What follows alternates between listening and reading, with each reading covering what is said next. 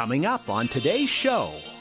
So I tell people, try to dress according to your eye color. You know, it can be systematic and it doesn't have to be overwhelming as well. So I said, why don't we try changing your thinking? She's on a very tight budget. I'm like, don't go buy anything this season. Just wear all of this until you're tired of it. And then in the spring, we'll start. Organizing Capsule Wardrobes, Part 2, today on Keeping You Organized.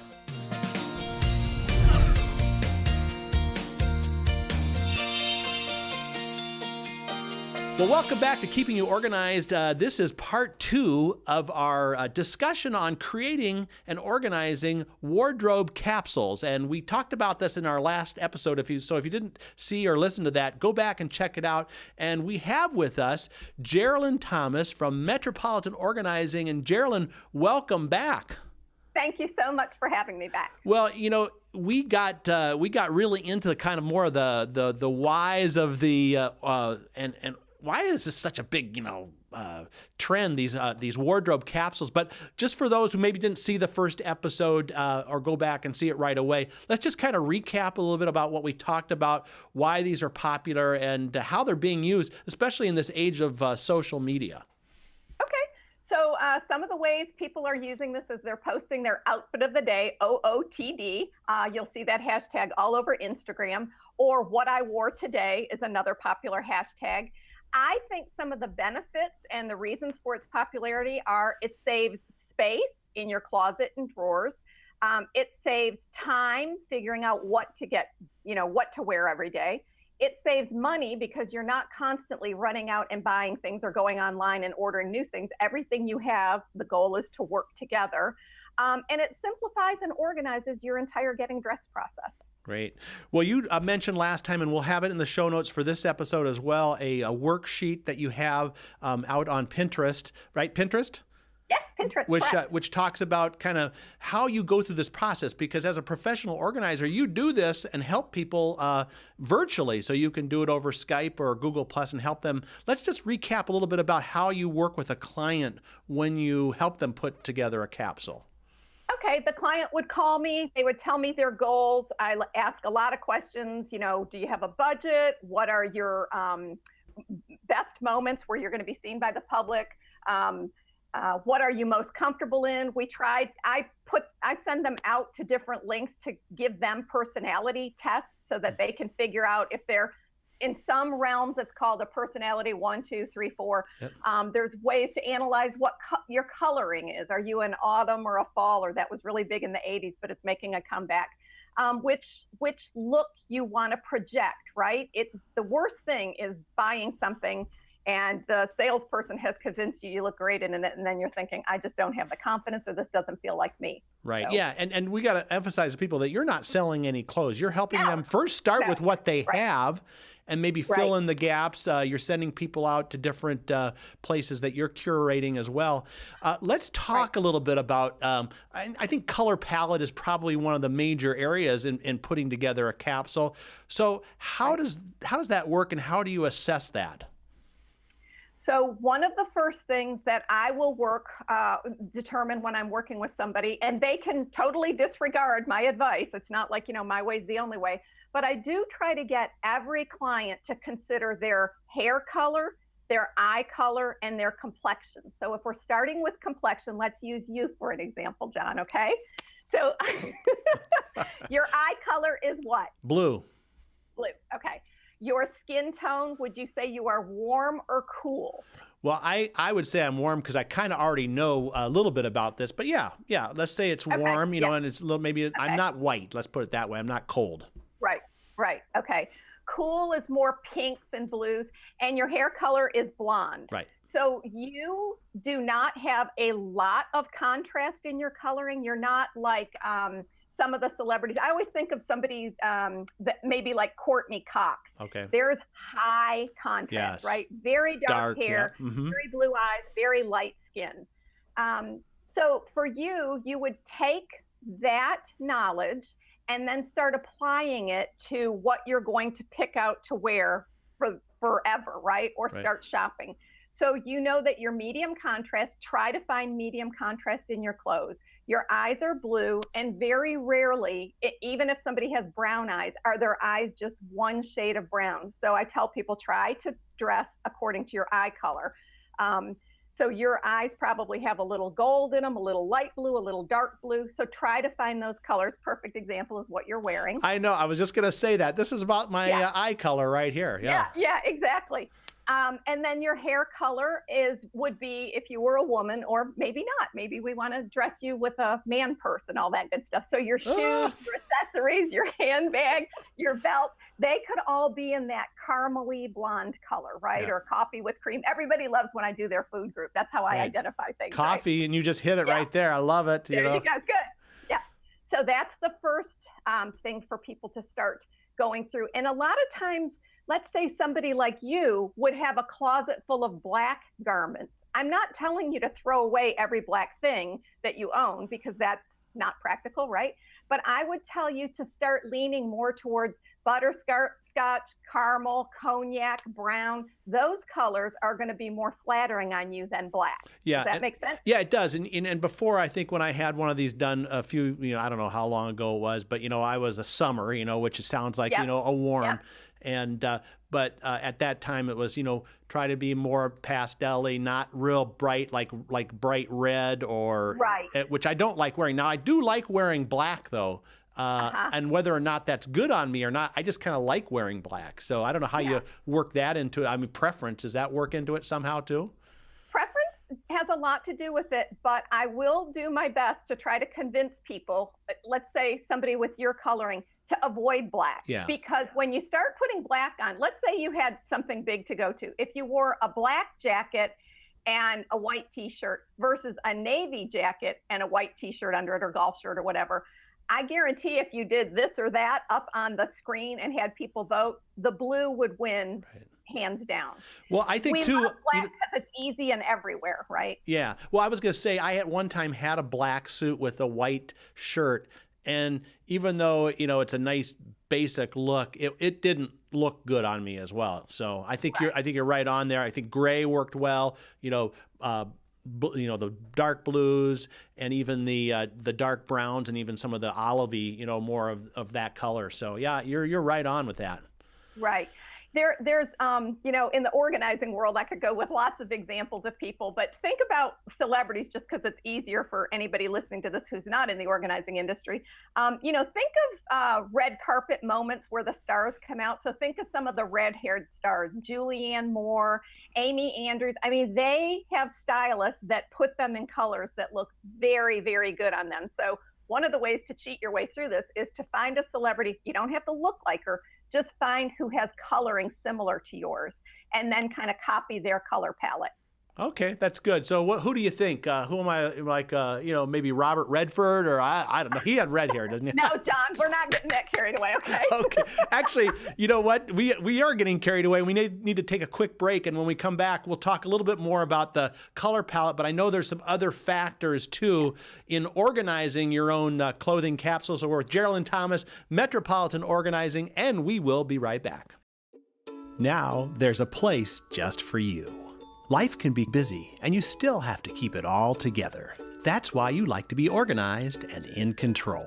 Introducing MyOrganized.life, a special place where you can get ideas and solutions to organize what's important to you, your important papers, your important decisions, your important life events. We show you the ideas and products to stay organized in your life. See what's new.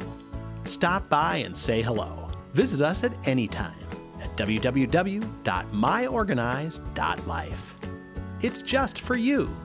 MyOrganized.life by Smead. Find us at www.myorganized.life. MyOrganized.life. We're back now on Keeping You Organized, part 2 of our discussion on organizing a clothing capsule. We spent the first part of the program today talking about color palette. And Geraldine Thomas, Metropolitan Organizing, I know there's more than color, right? So what are some of the other key factors in putting together this clothing capsule? Well, if you don't mind, I'll back up a minute because I bet people who are listening to this are going to want to know, okay, what's her secret formula for building a capsule, right? So No, I thought they're going to want to know what personality you thought what star I looked like, but I guess we're not going there. So, okay, yeah. That's a whole different show, John. Okay, We're all gonna right. just dedicate an hour to that show. I was just thinking about myself, like on the red carpet, and what would I look like there, and then my mind just went, okay, back on task here. We're going to have to get, Smead to sponsor that entire hour, okay? There we go. Okay. So a lot of the people who are doing this are stylists or image consultants. I am taking it from a little bit different angle since I'm a professional organizer. I'm not an image consultant and I'm not a stylist. So there are lots and lots of people out there. If you Google putting together a wardrobe capsule, how do I build a clothing capsule? There's no shortage of how-tos. So I'll give you my way to do it. Okay, no, that's you're good. Working with me, John. Right. Okay. So I use this formula to get started with all of my clients because it's easy to remember and it's pretty just basic. 5, 4, 3, 2, 1. So I want women to go into their closets and find their 5 favorite tops that are flattering, that meet the criteria for the color, right? Because we'll get into the fit and flatter and all that stuff later. But 5 tops, 4 bottoms, 3 foundational pieces, or over pieces, I should say, like a coat, a jacket, a vest, a whatever. And then let's see, 5 tops, 4 pants, 3 toppers, 2 dresses, and then 1, I call it their killer accessory, meaning it's something that they want to wear all the time and be identified with. So it might be a really special necklace or a pair of earrings or a scarf or something that's 100% them. Then, of course, shoes. So I'm not including the shoes in my capsule. And then, there's no room for all the shoes, Geraldine. Come on. That's why I don't include them. Yeah. See, I give a lot of leeway in the shoe department, John. Yeah. All right. But there are other people that have there's like Project 333. If you Google that, she's very popular. She's doing a lot of tours around the country right now. So her capsule is 33 items and you wear it for 3 months. Yeah. So like I say, there's lots of ways to do this, but for when I'm working with people, I tell them, let's start with a 5, 4, 3, 2, 1. And if you can start grouping outfits together, hanging rack on your bed, whatever, and putting them together in that way, and then let's start decluttering the things that are not a good fit or flattering, or you don't want to take the time to iron or mend or repair or get the stains out of or whatever. Okay, well, I think it's great to have a system like that because some people are going to start. I don't know where to start. I don't know. I mean, we're just going to have them call you, obviously, because you're going to help them through this. But it can be systematic, and it doesn't have to be overwhelming as well. No, and the idea is not to torture yourself doing this. It should be fun, and it should be kind of a lot of aha moments should come out of these experiences. Right. Well, what do you do with someone who maybe has a tight budget? They're thinking, I can't go out and buy all this stuff. Are there creative ways to be economical doing this as well? Sure. So one example is I have a client with red hair and very, very pale freckled skin, and she was doing the all black thing, right? She has beautiful green eyes, and she's kind of in her mid-50s, and her body is not as she remembers it in her 30s. I mean, whose is, right? Right. So I did point out to her that she had a lot of black in her closet, and she said that she was doing that for ease of shopping. And it was, in her opinion, it was the most plentiful color out there. So she had more options. So I said, why don't we try changing your thinking? She's on a very tight budget. I'm like, don't go buy anything this season. Just wear all of this until you're tired of it. And then in the spring, we'll start. But next time you go shopping, let's look for things in the brown family because it would be very flattering. So she called me up in tears from a store and she said, I'm here and there's nothing in brown. Now this does happen, right? And it's frustrating because colors come out in waves. So a few years ago, it was this, lime green. Every fall, the berry palette makes a comeback, whether it's raspberry, plum, strawberry, blueberry, whatever, anything in the berry family. You've got to, when your color hits, it's the time to indulge and make an investment in your clothing. So my advice to her was just keep wearing the black. No need to buy anything just yet. Okay. Now I'm thinking about one of my daughters who really likes this kind of stuff, and she I think has similar color hair. I would call her a summer, but she is into the all the black. So if Yeah. she's listening or watching right now, what do you tell her? Well, she very well may look absolutely great in black. So just because you're blonde haired and blue eyed and fair complected does not mean you can't wear black. But as we change, now, John, this is nothing against you or me. We start to get, little wrinkles, and our skin, the fat kind of goes away and it's not as puffy. So when we wear black, it just sort of highlights and drains our complexion. Somebody with young, plump skin who has none of these things to worry about, they're like perfect in every way. Yes. Go wear black and enjoy it because it doesn't drag you down or age you in any way. Right. So she's probably okay in that. Okay, good. Well, at least we'll have someone watching this as well. We're almost out of time again. Do you have any other tips on that we haven't covered? We've covered color palette. We've covered, mostly about personality, some things like that. Anything, other factors we want to put in here before we wrap up? Yeah, my bit of advice is when people are shopping to find a palette and name the palette and try to stick with that. And one of the things that I've found has been especially helpful for my clients is, so somebody like you might be shopping in the mineral palette, right? So you might like colors with a lot of gray to them, even though it's all blues and colors in your eyes or your hair color, you might want to go with a more grayed down. So not so bright and vibrant.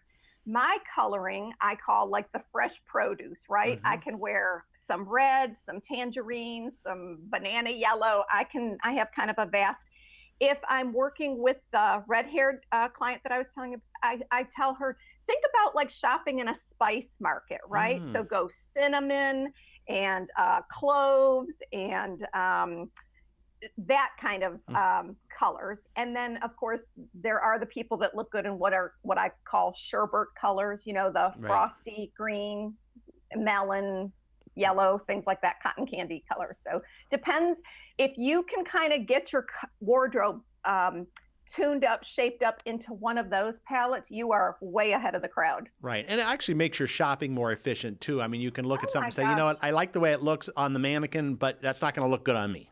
Right. And it doesn't go with my mineral palette or Right. sherbet palette or whatever you are. Right. Well, we are out of time, Geraldine. Let's talk just a little bit about how your services again and how people can reach you and how it works, especially doing this virtually, and just give us your website and contact information. Okay, the website is metropolitanorganizing.com. I'm located in North Carolina, so that's East Coast time. If people are interested in a consultation, you just book right online through my website. Okay. The minute you book, you'll get a big, long questionnaire asking you all kinds of questions. And then we do whatever you're most comfortable with. If you're comfortable on Skype, we'll do our appointments that way, or FaceTime, whatever works best. On the Pinterest board on my website, I have a free wardrobe planning worksheet. It's kind of just a grid where you fill in tops and bottoms. And I have a product for sale to help people take their measurements correctly and analyze what their proportions are. Great. And you also have the book, Wardrobe Wisdom, as well. It's a little workbook, right? And that's $9.99 for sale on the website. Great. Well, we'll have all those links in our show notes at smead.com/podcast. And Geraldine, once again, man, I am feeling like I'm going to go home and look at my other 50 blue shirts and say, yeah, I'm doing okay. But yeah, you're doing great, John. I'm doing good. So we'll have you back again, I'm sure, because we love having you, and it's always a blast doing these with you as well. Thank you so much. Appreciate it. All right, folks, there you have it. You've got your capsule ready to go, and just go out now and enjoy your clothes, get them put together, and we'll see you next time on Keeping You Organized.